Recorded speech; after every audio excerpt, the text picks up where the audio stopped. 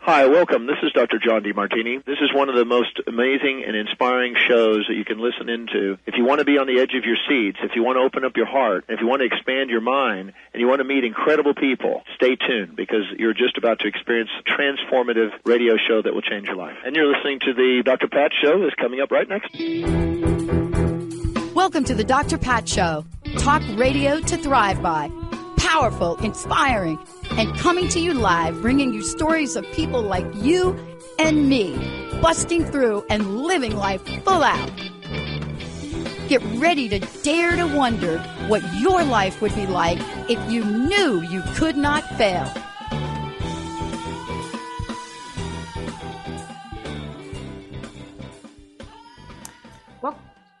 Welcome, everyone. I am Adrienne Cobb, and you're listening to My Wild Magic with Adrienne. And today we're going to be ushering in the 2022. I'm so happy to be in this new year with some super valuable astrological advice for the upcoming year with the owner of Wise Skies Astrology with Tiffany Harelik.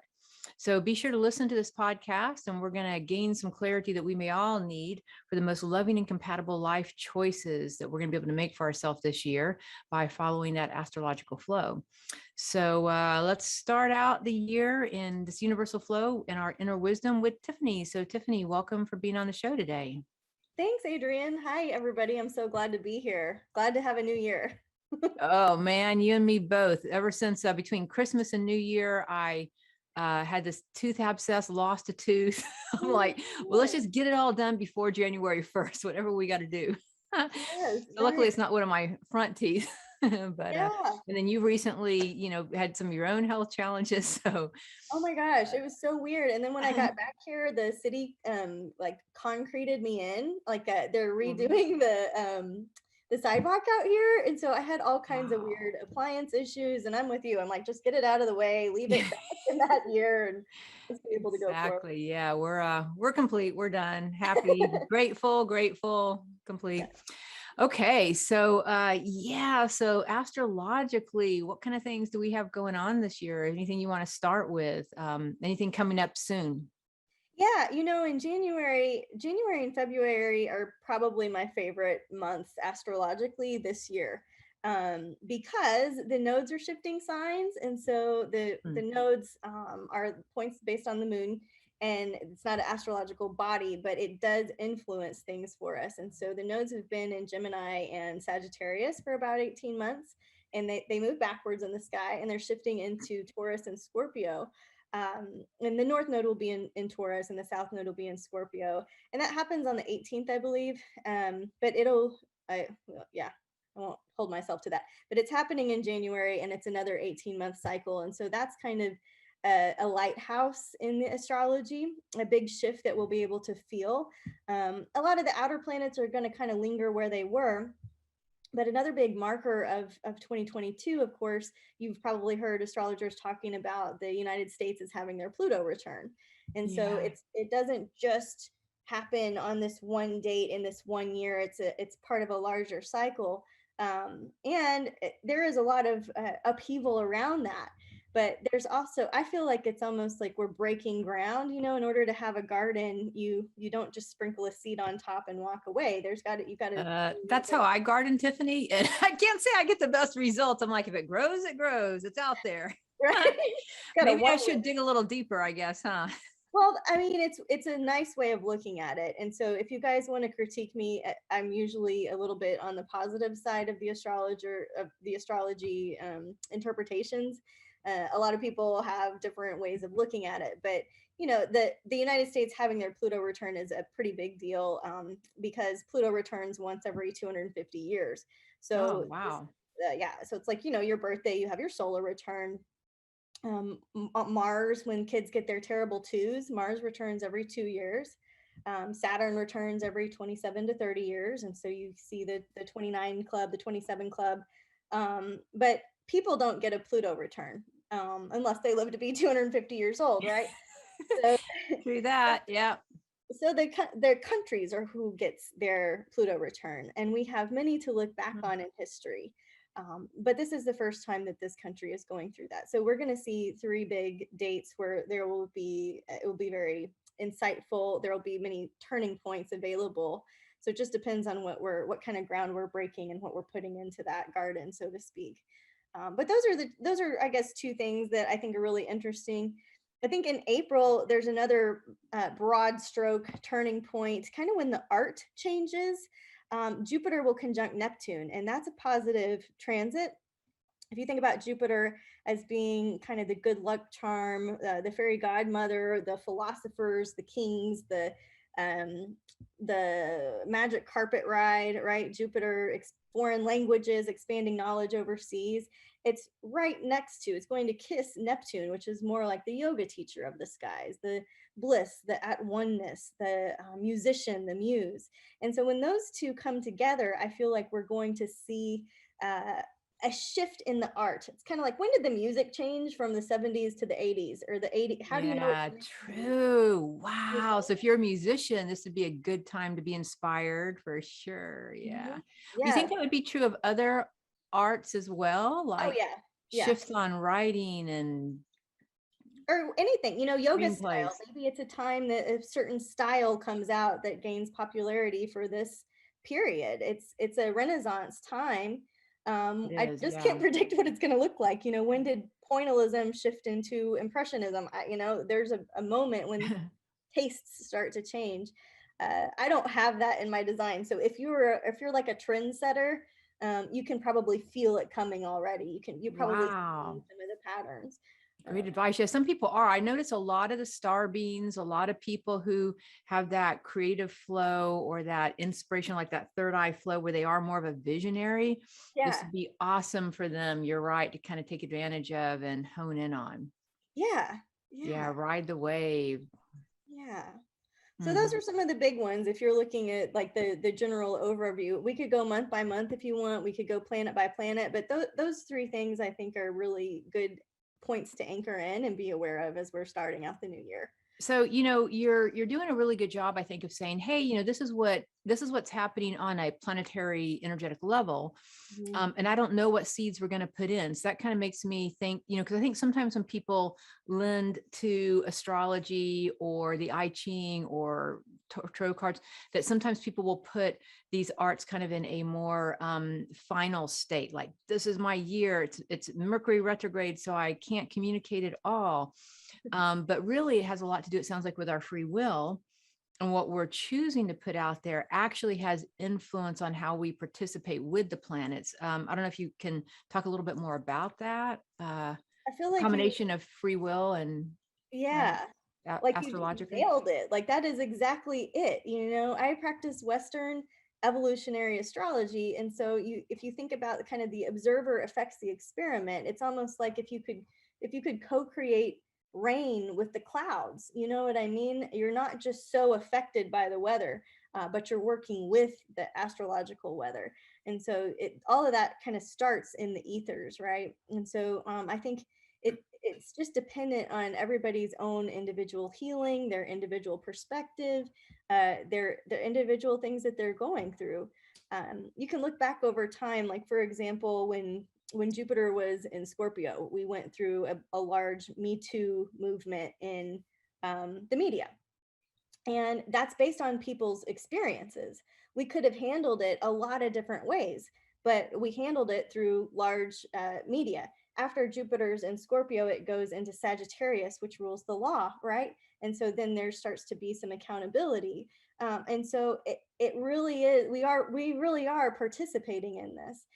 Things could have gone down differently. We could have planted different seeds, but those are the seeds that we planted. So as the United States is going through this groundbreaking time, kind of like when you're on a roller coaster, some people are really excited and they want to go again, like, let's do that again. And some people are like scared for their lives and need to get off of the ride and they don't want to be here. You know what I mean? Yeah. Uh-huh.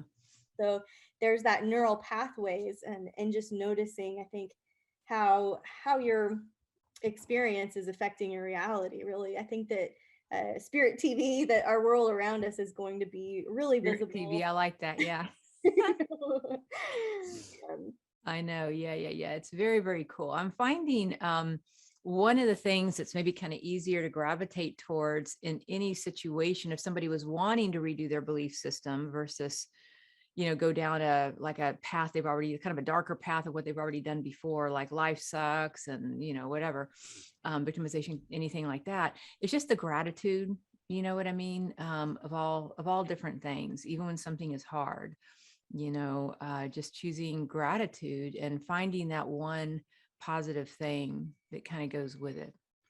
Yeah, Mhm. this year, especially with the nodes moving into Taurus, I feel like it's that finding your inner Stevie Nicks, that Earth Mama that's got that magical crystal vibration to her. I feel like there's a lot of crystal earthy, like I love your meditation that you do with the new earth energy. I was listening to that again last night because Oh, it, awesome. Yeah. yes, it's so great. It just plugs you right into the energy of hope instead of the energy of fear.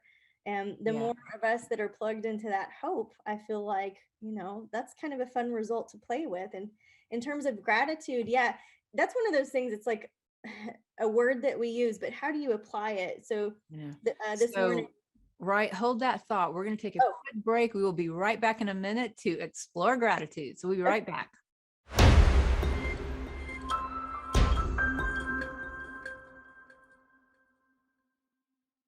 Welcome back. We are on the Dr. Pat Show, Transformation Talk Radio. I am Adrienne, the guest host, for stepping in for her today. My Wild Magic with Adrienne. I am normally on Wednesdays at 2 p.m. Pacific time. You can also check out my website, www.mywildmagic.com. See the other services I offer, memberships and meditations. And then who we are here with today is Tiffany. And Tiffany, how can people get in touch with you if they were wanting more of a personalized astrology reading? Or you also have a whole network, a whole community working with other healers and human design practitioners, which I'm fixing to have a reading for myself coming up later this month.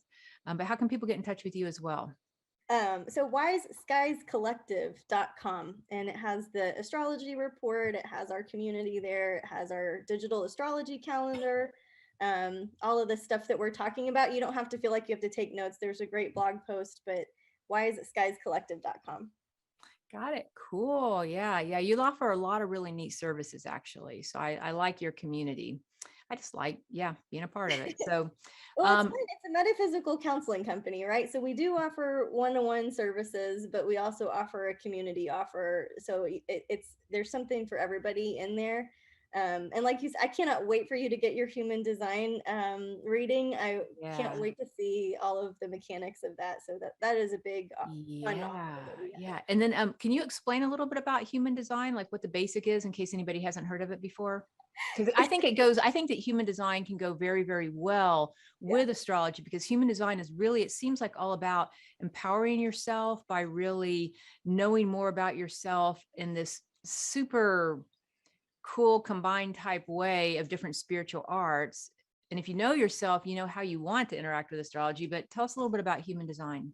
Well, I feel like astrology is kind of the gateway drug for human design, if you will. It's like if you're into tarot, if you're into astrology, human design kind of knits it all together.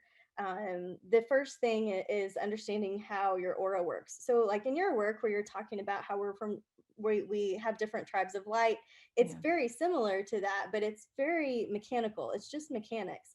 And so I don't know that I have the right spiel for just like a one-liner for what human design is. It's not a philosophy. It's you're looking at your chart, just like you're looking at your astrological chart. You're looking at a human design chart based on 9 centers as opposed to chakras. There's centers. And so you're getting an understanding of how each of those centers work in your not self and in your kind of evolved self. And so you start to learn more about yourself. It's fascinating.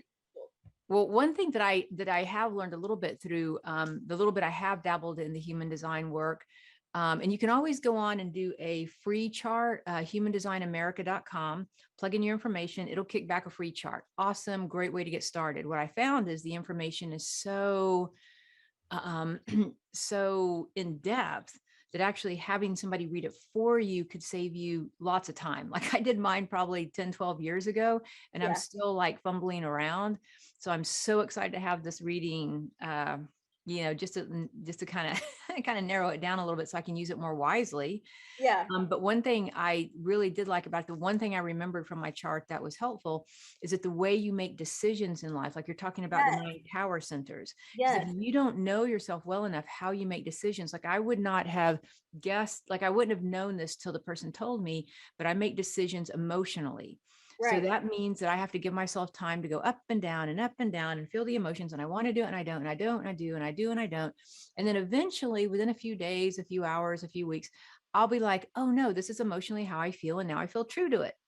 And Hmm. then I can back the idea. But if I agree to something before I've gone through all my emotions, I probably just sort of, people don't like it because I go back and forth.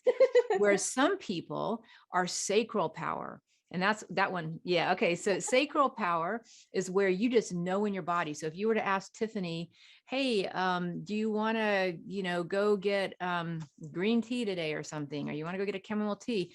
And she'll be like, no. And you'd have your answer. Or she'd be like, yes. And you have your answer, but she's not going to go up and down. It'll be a solid yes or no with people who are sacral.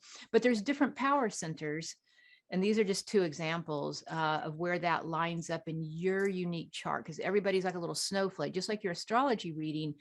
Um, Many, many facets, right? Human. And the other thing about human design is it actually, from what I understand, it blends Western astrology, Eastern astrology, it blends the I Ching, it blends a lot of different systems together under one roof. How the founder of it figured that out is just like spiritual genius to a max, but it's a very profound system.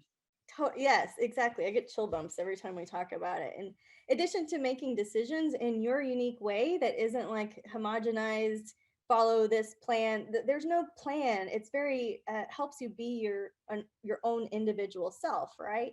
And so you're not having to follow like even your diet, like even your to the DNA level. You can go really deep into your human design and Wow, figure I out did not realize that. yeah, your digestion system. Mine's hot thirst. So I tend to do better when I'm eating soups or hot, like wet things.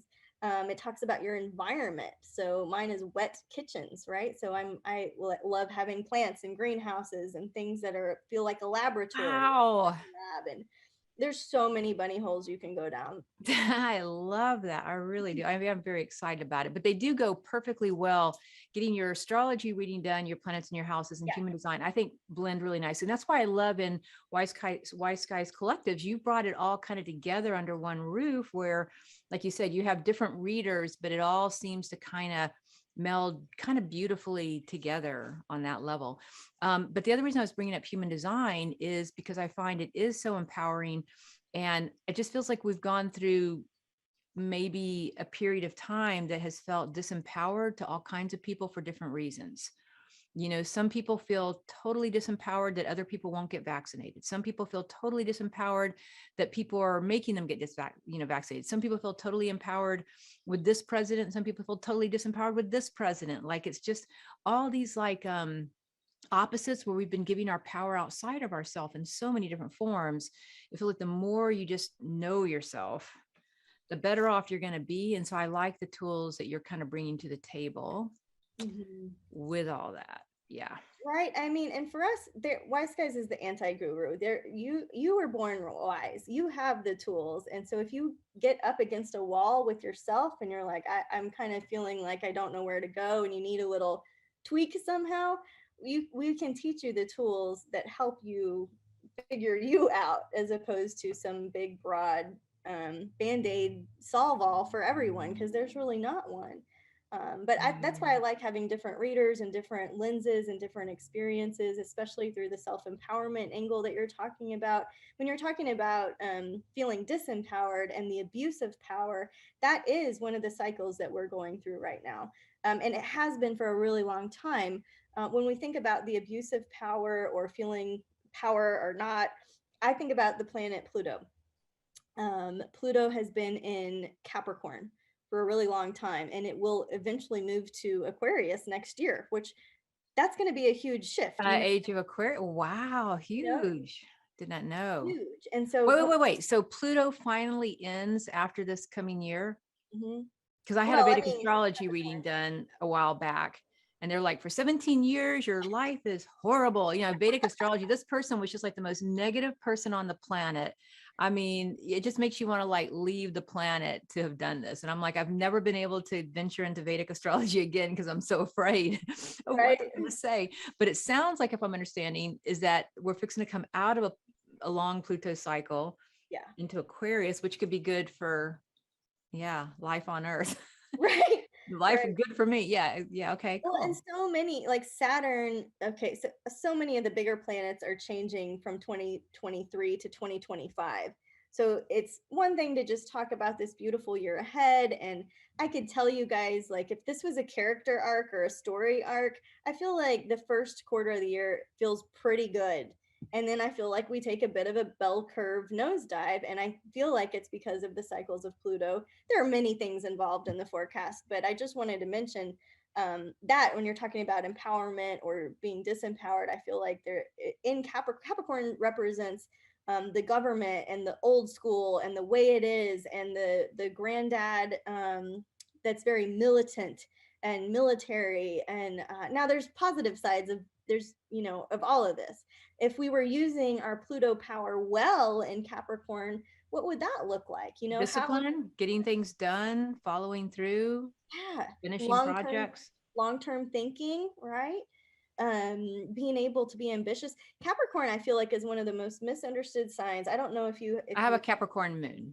You have a Capricorn moon. Okay, so great, because most all of the healers I've worked with have some Capricorn element, and it always surprises me a little bit, because you think about Capricorn and it's like the mountain goat and the leader and the top and ambition, but they're the sea goat, so they look like that, but underneath they've got this like Loch Ness mystery undertone, and Capricorns have some of the most amazing earth healing energy, I would say, of all of us. And so Pluto in Capricorn, and you're talking about the new earth energy, it's shifting into Aquarius next year. This is kind of the last gasp. This is the last part of the resistance. And man, we don't want to let go, I hear you. Yeah. And then Tiffany, you've mentioned the New Earth meditation that I've done a couple of times. I was going to give somebody a reference point. If anybody's interested in checking it out, it is a meditation. You can go to my YouTube station, My Wild Magic, and it should be on there as New Earth meditation. And it's really all about how we are kind of almost in two paradigms of energy right now, with an old world consciousness, 2000 year plus consciousness, moving into a new consciousness, which is based on learning our life lessons with joy. It's based on the ray of harmony, harmonizing our life force energy, activating the higher chakra system. So really super cool things. And we're already in the frequencies of the new earth. So this meditation was meant to kind of open that up. So again, New Earth meditation on mywildmagic.com. So we're going to be back in just a moment, because we want to start going through the months with Tiffany to kind of get a highlight of our year.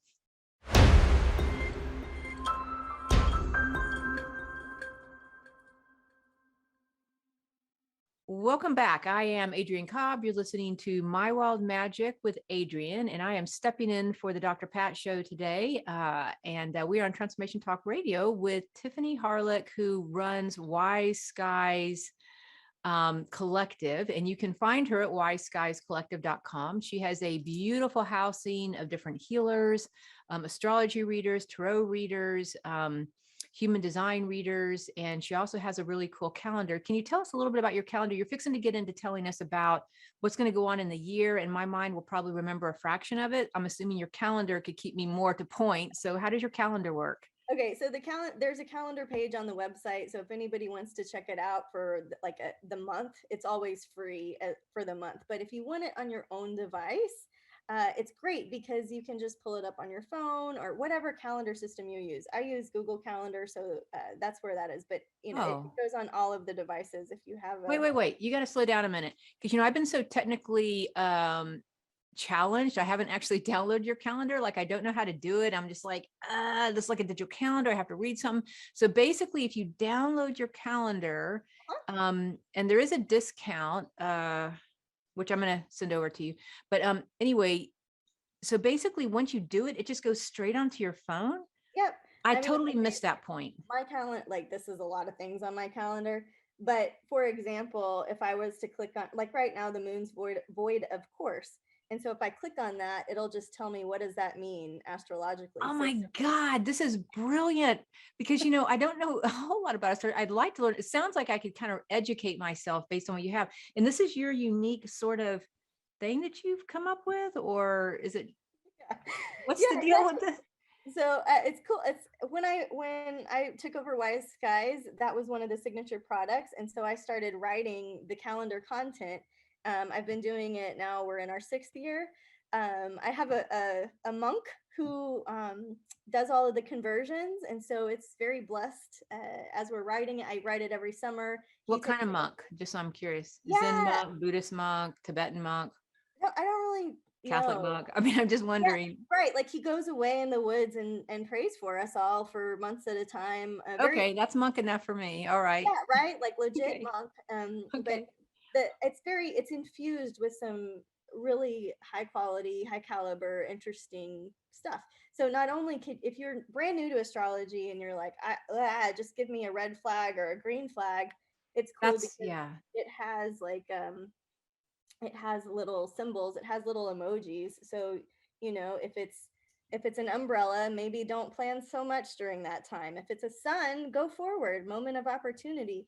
But it's all in there Yeah. for you. So if you're wanting to learn astrology, or maybe you have some ideas and you like to get a different perspective on it, it goes in any of your, it travels throughout the time zones, and you can turn it It on and off. does. Wow. Yeah, so it's pretty fun. Pretty darn cool. Yeah, So I am going to be downloading that immediately. So again, yeah. wiseguyscollective.com, and you can download that. And then you're giving sort of a discount for people too, right? Yes. So for anybody watching, it's 50% off, and I guess we can put that in the show notes. Yeah, I'm looking for that right this second. I think I gave it to you at Wild Magic. Here we go. I'll hold it up. Magic 50 is what you guys can use for 50% off. Okay, so Magic, MAGIC 50. If you go to Tiffany's website, wisesguyscollectives.com, if you want to get that digital, super awesome, cool calendar, Magic 50 will get you 50% off. And I think the calendar is like what, $35 or something? $35. So for yeah, $17.50, super, you get a super whole cheap year. to have an entire year's worth of astrology, your own timing. Because I really like being in universal timing for sure. Yeah. And it does sort of give you, I do find that, yeah, you kind of ride with that. So give us an example then. Let's just kind of go through the highlights of the year a little bit and just how people can kind of access that or use it through gratitude. Through gratitude, yes. So anchoring in gratitude, the gratitude in the small things. And I think looking at a lot of different angles. So in terms of gratitude, so for example, I make a chai apple butter in December. What? And so Do you sell it? no, it's a gift. Okay. But you can use so many different things go into the magic of that. And so afterwards, if you're using the apple peels, you can make your own apple cider vinegar at home, and that's kind of a process. And so you're like I was taking the apples out of the ACV, and during that whole time, it's just gratitude. It's like everything becomes a meditation of thankfulness for health, for vitality, for slowness, for a slower pace. Gratitude, I think you can weave into the astrology really beautifully, because I think that this is a year where we decide to stop hustling and grinding and planning. And, I think it's a year where we're a little bit more relaxed. I don't want to say it's like island time relaxed, but I feel like we're sitting on the bank of the river and watching life and being able to respond accordingly, as opposed to like paddling and having to be at a place. It feels like a much different pace astrologically as we enter. I know we want to give everybody some nuggets for each of the Yeah. months. So in terms of January, we talked a little bit about the nodes shifting into Scorpio and Taurus. And so I feel like a lot of your self-care will involve some financial integrity, some financial cleanup. This isn't like a you better do this. It's just like, how can you include your finances and your self-care, because Taurus and Scorpio are very resourceful, right? So this could be a great year to pay off some debt. It could be a great year to be very conservative. Um, And I'd imagine to donate, volunteer. Exactly, being generous. Yeah. When you're writing your income down, using gratitude magic every single time, like, thank you so much for this person in my life. Maybe you want to involve a tithe in your budgeting this year. Well, and also with that, another resource I'd suggest, since that's what you're saying, is Ken Honda, who is a Japanese guy who is super, he's got a lot of books out, Ken Honda. And I had studied him on Mind Valley, but he has one called Arigato, and his whole book is called Happy Money. I think he has an online course. He's got YouTube videos, and it's called Happy Money. And it's all about only do happy things with your money, and it's happy to pay off the debt. If I spend money, arigato, which means thank you. If I receive money, arigato. So no matter what you're doing, you start blessing your money with arigato. It's just kind of fun. It's just like a happy money thing. Right. Yeah. Yeah. And, as we're starting out this year, Venus is retrograde. So the goddess of love and money, we are reconsidering what we want to spend our time on. And so if we can do it with that arigato gratitude heart, I think that's perfect. At making some edits and adjusting some things. Taurus is very practical and earthy. And so we're not really consumed with what might be, or this far out there idea. It's like, what's really in front of our faces, and where can we do a little bit of cleanup, and how can we do it with that arigato feel. So January, if you need one thing, it's like your focused effort, what would that be? It's to embrace what is, and respond to life that's in front of you. So it's just a very localized feeling, I would say. Okay, so do you want to talk about February? Oh, absolutely. I'm like hooked now. All right, February is cool because the new moon in Aquarius starts on the 1st. And so it just feels like, as Mercury is retrograde at that point, all of the retrogrades that are going to happen in 2022 are happening in air and earth signs. And so this is a year, if you feel like you're tire kicking, or if you feel like you're not so sure, or if you feel like you're on that emotional wave that you talked about earlier, this is a year to reconsider a lot. So don't get frustrated if you find yourself making a lot of pivots. Consider yourself an artist this year. You cannot just paint a painting and be done. You got to wait until the color dries and see what shade of blue that was. And you need to step back and make tweaks. And there's layers, and we're getting layers of information, and we can only handle the piece that we have right now. February, I think, is one of the best months of the whole year. Not only do we have that new moon in Aquarius, it's an 8 universal month. Jupiter is going to sextile Uranus, and this is a go big or go home, put it out there, all on the line. It feels like good energy, very benevolent, very like, what are you inheriting and what's your legacy? What kind of Einsteinian impact do you want to leave? So Wow, that's awesome. Yeah, very inspiring. February does feel very inspiring for sure. Yeah. I will say that it does start the kickoff of the first round of the United States Pluto returns. I don't think we're going to feel it as much in February as we will when we talk about July. We're going to see a big pivot there, but we'll get there. So February still feels good. And then we'll be having Tiffany on. She'll be on my show, My Wild Magic, with Adrienne, every quarter this year to kind of keep us abreast as well, on top of your lovely calendar. So, okay. So now we're March. Yes. And wait. So actually, let's just go to a quick break. We'll be right back in just a moment, and we'll shoot into March.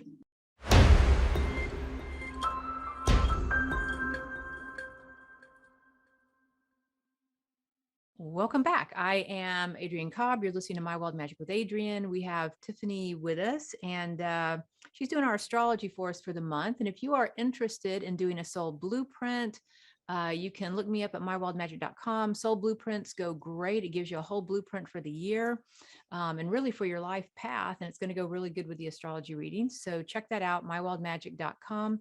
So Tiffany, hit us up with our next planetary thing we got going on. We talked about January, February, March, this whole spring energy feels really good. And then the weather takes a little bit of a turn. Now, April's kind of one of those turning points where we talked about the culture changes in art. So if you're a screenplay writer, if you're starting your podcast, you might be writing the next most epic book of our time, right? Like, this is a very interesting time for artists to explore into some new waters, a 12-year cycle, give or take. So that's all positive, but also what's going to happen in April as times change is that Mars is going to be right next to Neptune. I've experienced with this because I have that in my first house. So Mars, when it's in good behavior, and influences its energy and drive and excitement and spontaneity, right? But when Mars is on its negative side, it's a little bit more war and anger and rah and blood boiling type stuff. When it's next to Neptune, Neptune can see the best. Neptune can have that spiritual vision, that quest energy, but it can also influence where we're not sure where things are, where there's loose boundaries, right? And so I feel like in April, when we get that Mars Neptune together, it could go either way. It could be like, wow, we have the next most interesting spiritual teacher available to us, and we're all mesmerized. Or it could be a time when there's a lot of toxins that we have to do some cleanup on. Neptune and Mars would be things like oil spills or things like this. I'm not predicting that. I'm just saying that that's what they rule, right? That's what they govern over. So if something looks too good to be true, April is also starting eclipse season. I would just say, gosh, it's almost like we're the Cheshire Cat time of year. It's very interesting and seductive, but things might not be what they seem. As we go into May, I would say if you're looking for a month to kind of step back and unplug away from it all, I would do May, because May looks like there's just a lot of tension. Mercury retrogrades, Jupiter moves into Aries. There's an eclipse in Scorpio. There's all of these Mars, Neptune. It just feels very invasive and hot and firebally. And so I feel like if you needed to take a rest, that May would be a good month to insert a rest and plan for it. Stay hydrated, get plenty of sleep. This isn't a month to overdo it. In July, I think that this is when you're going to start to see more of the media in terms of the United States Pluto return. I think the setup is very much like supply chain issues. It's very much like things are starting to not work. If you think about the Pluto return, if the Pluto return had a halfway mark, it would have been during the 30s, during the Depression, when food sources were an issue. So at this time of year, I think it's great for people to have backyard gardens, relationships with farmers, supporting the farmers market, because I feel like in July, there's going to be some disruptions with food and finance, at least from my perspective where I report. Mars is going to also conjunct Uranus, explosions, disruptions, things changing big and dramatic, right? And so, what did I just say? May all the way through July feels very heated. So holding your vision of love, holding your vision of gratitude, staying plugged into the new earth energy meditations, trying to kind of keep yourself level through a groundbreaking time. At the end of the year, the last, I guess, big thing I want to talk about is that Mars is going to retrograde in November. This is right on the cusp of the Scorpio eclipse. So I feel like, where Mars represents challenges, I feel like we get to go back over things. Gemini rules the lungs. Are we going to see Gemini rules the hands? Gemini rules duality. Gemini rules the shoulders. Are we going to see Gemini rules schools, siblings? And with Mars kind of going back over there, are we going to see more issues that have to do with respiratory health, with schools? Are we going to make some more changes? Who knows how our free will is going to work with that? But I think that we're going to see some philosophies changing, and people that were so far, like, when the pendulum swings, you're over here for a while, but then as you change your mind, it goes so far the other way. And so towards the end of the year, we're going to try to get back in the middle of the road instead of going bar ditch to bar ditch, and try to kind of help each other see that we're just two sides of the same coin. You're not, Wow. it's like that live and let live starts to come back around. Hope begins in the dark is one of the Anne Lamott quotes. And so I feel like anybody going through a tough time, reaching out for hope, just knowing that it begins in the dark, that the garden begins by Well, it's in the void, right? I mean, spiritually, everything birth starts in the void, and then it comes out and it goes through its life cycle, and then it goes back into the void, and then it goes through a life cycle. So, I mean, it's just part of life, really. I think that's one cool thing about the astrology, is it And always just sort of keeps us in that flow. right, and it helps us acclimate to a new pace, and it helps us remember that there is a divine right timing for everything. Right. That we're not in control of it all. You know what I mean? That we can sit by the Yeah. bank of the river and enjoy what's coming our way.